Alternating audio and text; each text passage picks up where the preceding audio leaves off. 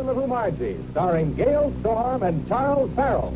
Transcribed, Margie's father, Vern Albright, has always prided himself on his tremendous memory, names, places, and dates that never faze him. Lately, however, he has become a little absent-minded. This morning, as he was getting ready to leave for his office, he said to Margie, "Oh, Margie, have you seen my vest?" You've got it on. Oh, so I have. It's a good thing you noticed it, or I'd left without it. You know, Dad, I hate to mention it, but you're getting a little absent-minded lately. I am not. Then why have you got that piece of string tied around your finger? Oh, I put it there to remember something. What? I forget. I remember now. I put some money in the desk the other day, and I wanted to remember to take it to the bank. I'll get it. There's no money in here, Dad. Oh, that's impossible. It was in an envelope. $250. I distinctly remember putting it in the desk. Margie, this looks mighty suspicious to me. Well, you don't think I took it, do you? Oh, of course not, baby. Did you? Dad, are you implying? Well, I just thought that you might have taken it and forgotten about it. Where can that money be? Did you look in your dresser?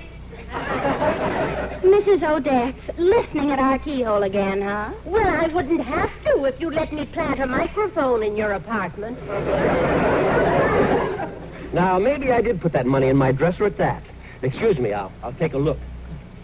Dad won't admit it, Mrs. Odette, but he's getting more and more absent-minded. Do you know what he did yesterday? What? He forgot his umbrella. And he didn't miss it until he reached up to close it after it stopped raining. Oh, he's as bad as my third husband, Throckmorton. He was a doctor, you know. When we were keeping company, every time he called on me, he charged me $5 a visit. Well, the money isn't in my dresser either. Margie, I'm convinced that someone took it. Oh, it'll turn up, Dad. Oh, Margie, if you're not busy later, drop over to my apartment. I want to show you a new outfit I just bought. Another new outfit? Mm-hmm. Mrs. Odette, you must have a pretty extensive wardrobe by now. Mrs. Odette, if I'm not being too inquisitive, how much did you spend for your new outfit? Well, with all the accessories, it came to exactly $250. $250, eh? Well, that happens to be exactly the same amount of money that I'm missing. Dad, are you implying that Mrs. Odette had anything to do with it? You can't jump to conclusions like that. Before you make an accusation, you'd better weigh the evidence. Weigh the evidence or weigh Mrs. Odette's? Either way, it comes out $250.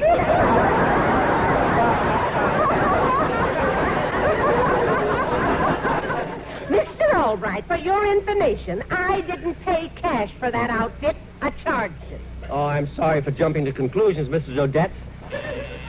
Come in. Hi, everyone. Oh, hi there, pretty boy. Margie, have I got a surprise for you? What is it? Oh, look out the window. What do you see? The street. Oh, look, parked in front of the building. You see that car? Of course, it's only second-hand, but it's mine. I just bought it. There's a peculiar coincidence here. Today you were able to buy a car, and yesterday you were as broke as a pickpocket at a nudist colony. What are you getting at? When were you in this apartment last? Last night. And how much did you pay for that car? $100. Well, that lets him out. Of course, that was without the fenders. They were $60 more. You better stop before you hang yourself. And then the headlights and bumpers came to another $40. He's mounting the scaffold. Then, let me see. Then the seat covers were another $30. The noose is getting tighter. And with the sales tax, it came to exactly $250. He just sprung the trap. What's this all about, anyway? I am missing $250, and now you turn up with a car costing exactly that. Are you implying that I took your money, Mr. Albright? Mr. Albright, you've stung me to the quick. And I have a very sensitive quick. Freddie, you talk like an idiot. I've got to so you can understand me.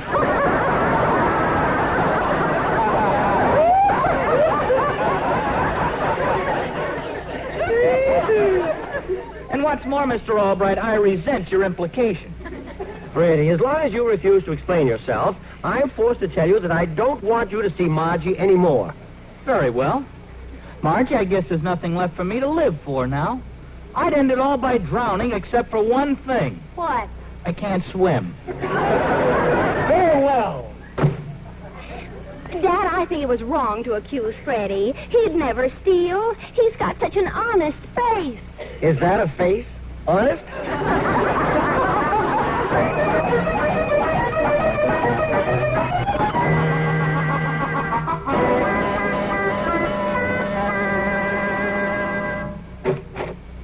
Hello, Margie. Hi, Dad. Have a busy day at the office? Oh, fairly busy. Say, you know that $250 I thought was missing? Mm-hmm. Well, I knew I put it in my desk all right, but I put it in my desk at the office. Well, I'm certainly glad it turned up. Poor Freddie. You accused him of stealing it. Dad, I think you should apologize to him. I'll get him on the phone.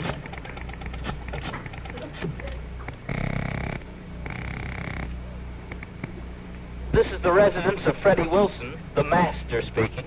Oh, Freddie, come out of the clouds. This is Margie. Oh, hello, Margie. I haven't committed suicide yet. I thought I'd wait until I collect my next unemployment insurance check. Then I can make the next payment on the down payment of my car. Freddie, Dad found that money and he wants to apologize to you. Here, Dad, get on the phone. No, all right. Hello, Freddie. Mr. Wilson to you. Oh, for Pete's sake. Now, listen, lame brain. I called up to apologize. Either accept it or not. Say please. Oh, all right. Please. Pretty please? All right. Pretty please. The sugar on it? Now drop dead. Well, Vern apologized to Freddie, if you can call it an apology. But Margie isn't satisfied with it. She talks the situation over with Mrs. Odette. I practically had to twist Dad's arm to get him to apologize, and then he hung up on Freddie. Oh, Freddie'll get over it. Men aren't as sensitive as we women. Now, you take my fifth husband, Newbold. Whenever we had a quarrel, he always wound up laughing. Really? Yes. Once I threw an axe at him, and I thought he'd split. Mrs. Odette, you know you never did that. I know, but I felt like it. Well, I don't think Freddie's over this. It's been 3 days now, and he hasn't been around. I'm going to call him.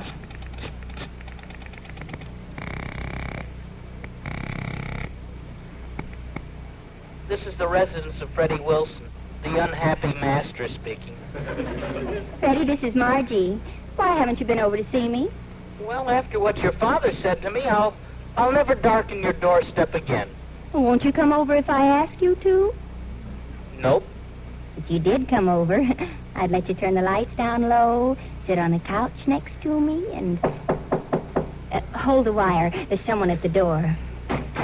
I'm sorry I kept you waiting.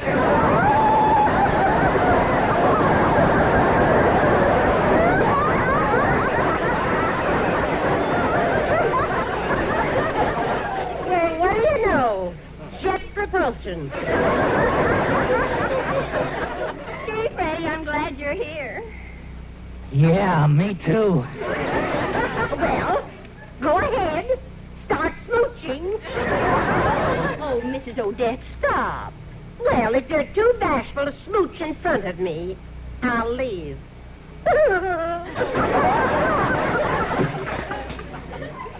Freddie, I hope you're not angry with me because of that misunderstanding with Dad. Well, I could never be angry with you, Margie. You know how I feel about you. Why, I'd die for you. You're always saying that, but you never do it. I mean, don't ever do it. But I'm still peeved at your father. I'd like to make him squirm for accusing me the way he did. I'll bet if I ran away somewhere and never came back, he'd hate himself. Like if I joined the Foreign Legion. Hey, wait a minute. That's it. We'll tell Dad you're going to join because of what he said to you. I'll wager he gets down on his knees and begs you not to. Hey, that's a good idea. Well, now that that's settled, let's smooch. Now, Freddie, behave yourself. Come on. Pucker up. There. Oh, Margie, don't you know that kisses are the language of love? So what? So let's talk things over some more. I've been so lonesome not seeing you.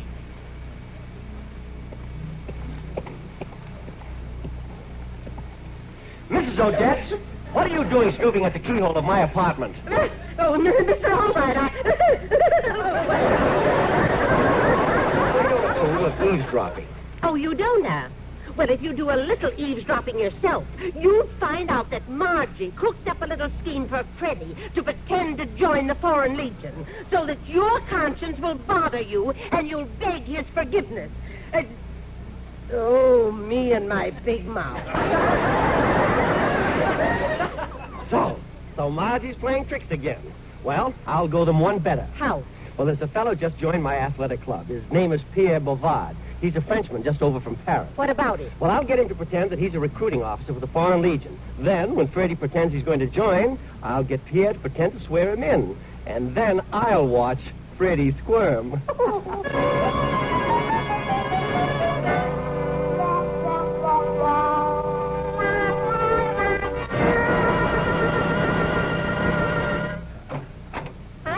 Hello, Margie. Margie, I'd like to have you meet Monsieur Pierre Bovard. Oh, Comment allez-vous ce soir, mademoiselle? Oh, Monsieur Albright, you have a very charming daughter. Margie, I invited Pierre over because he's rather lonesome. He doesn't know many people here in this country. That is right. I have spent almost all my life in Paris. Well, you must be a regular parasite.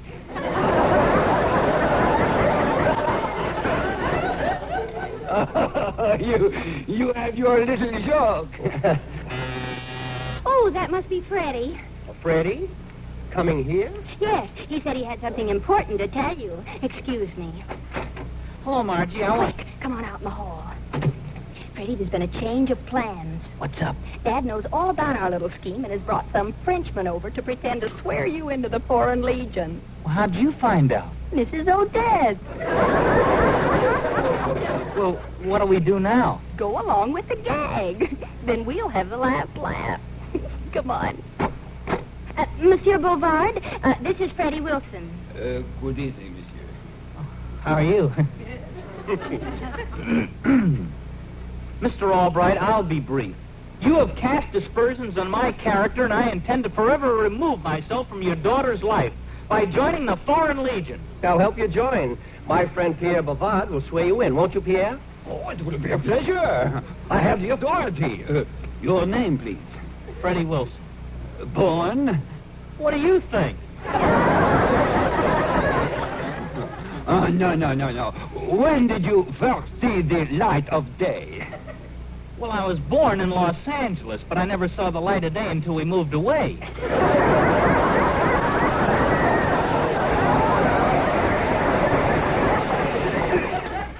Well, we will get the details some other time. Raise your right hand.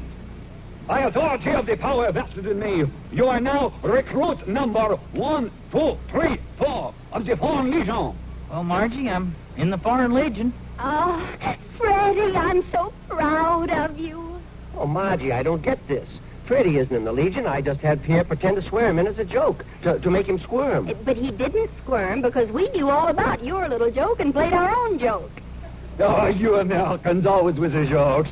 Recruit Wilson, you will find things different in the Foreign Legion. Oh, but I'm not going to join the Foreign Legion. Oh, now I will have my little joke. You already have joined. What do you mean? I am a lieutenant colonel in the Foreign Legion. And as an officer, I have the authority to swear in new members. Oh, but you never told me that. Well, you never asked me. Then you mean that Freddie is actually recruit number 1, 2, 3, 4? That is right.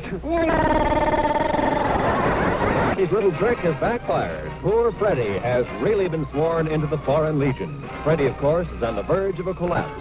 And Margie and Vern are completely crushed by what they've done. It is now a few hours later. Freddie, it's hopeless. I talked to Pierre Bovard, and he refuses to tear up your papers. Look, you people got me into this, and you better get me out. It won't be easy. We're dealing with a foreign country. Now, Margie, let's go and see the congressman from this district. What for? Well, this has an international complication. We have to be careful when we deal with France. The French premier might get angry.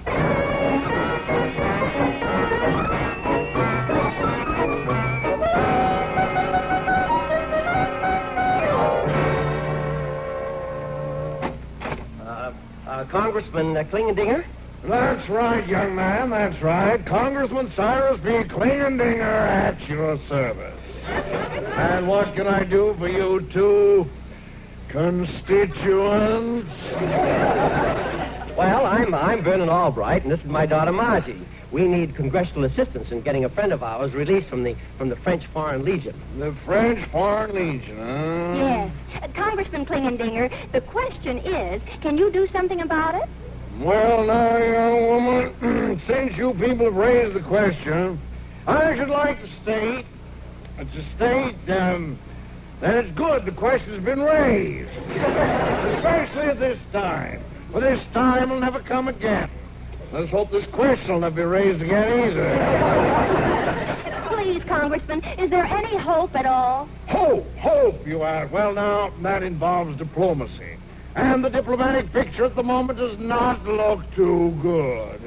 It looks diplomatic enough, to be sure, and it is a picture. But, and this is a big but,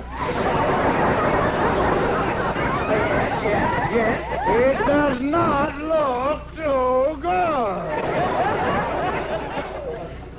But what can we do? Why, my dear sir, do you realize the European situation? There are new developments in Yugoslavia, where Marshal Tito has been conferring with his cousin, Marshal Yo-Yo. I think it's Tito who pulls the strings in this situation. Naturally. How do you come to me with such a demand when things at home are the way they are? Why, on the labor scene, the strike situation bodes no good. Yesterday it boded no good. Today it bodes no good. Tomorrow it will be no good, and the next day it will bid no gad. That woman, you should be in the cabinet. Do you realize what the labor situation is? Why, there's a new interjurisdictional strike in the tiddlywink industry. The winkers say the tiddlers are twiddlers. The tiddlers say the winkers are stinkers.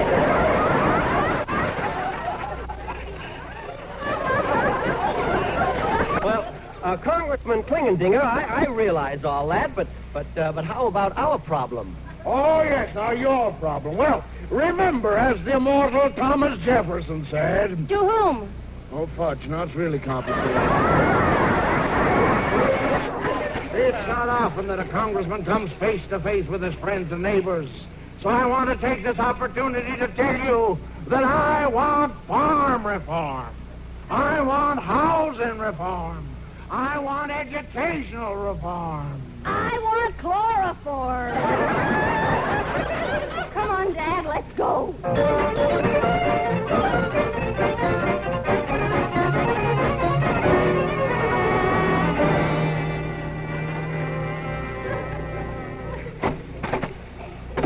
Boy, am I glad to be home. What an experience. Well, what happened? Nothing. The congressman's hands are tied, and I wish his mouth was.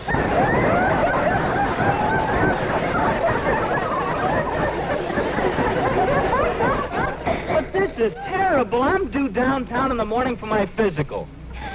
Physical. Dad, that's it. What is? His physical. If he flunks it, they won't take him. And we can make sure he'll flunk it by running him ragged. Margie, you're sensational. Freddie, take your coat off. Now start doing push-ups. 1, 2, up, down. 1, 2, up, down. Keep it up, Freddie. We'll get you so run down they'll send you home in an ambulance. Oh, that's enough push-ups, Freddie. Now hop around on one foot. Up, down, up, down. Hey, I'm beginning to get tired. Hey, how long are you going to torture me like this? Freddie, brace yourself. This is going to go on all night. All night? But it'll put a strain on my heart, all this exertion and no food and nothing to drink. It might kill me. If you get into the Foreign Legion, you'll wish it had. Oh, what a night. Margie, why don't you go to bed now? No, I couldn't sleep. I'll be worrying about Freddie. I'll wait till he gets back so I can find out whether he passed. Well, we sure sent him out of here in terrible condition. I know. He must have lost about 15 pounds. Oh, the poor kid, his little chest was pounding as if he'd been locked in a room with Marilyn Monroe with his hands and feet tied. it should happen to me. Way to get out of those ropes. Well, I don't see how he could possibly pass. He was so... Hi, Margie. Hello, Mr. Albright. Well, what happened? I passed the physical. You passed? They said I was in better shape than the recruits they usually get in the French Foreign Legion. I don't know whether to be sorry for you or sorry for France. Oh, Freddie, you passed. You passed. Oh, I'm so sorry. I can't stand to see you go. Kiss me, Margie. Of course, Freddie. Kiss me again, Margie. One more kiss, Margie. Freddie, when do you have to leave? Oh, why don't you leave it all? I flunked the mental test.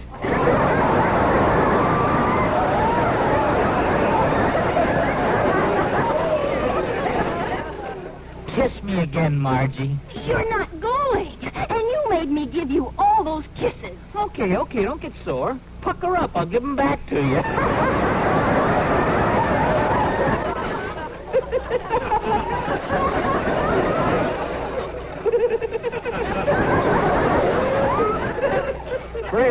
Freddie, what do you mean you flunked the mental test? Well, I guess that's what it was. They asked me to count to 20.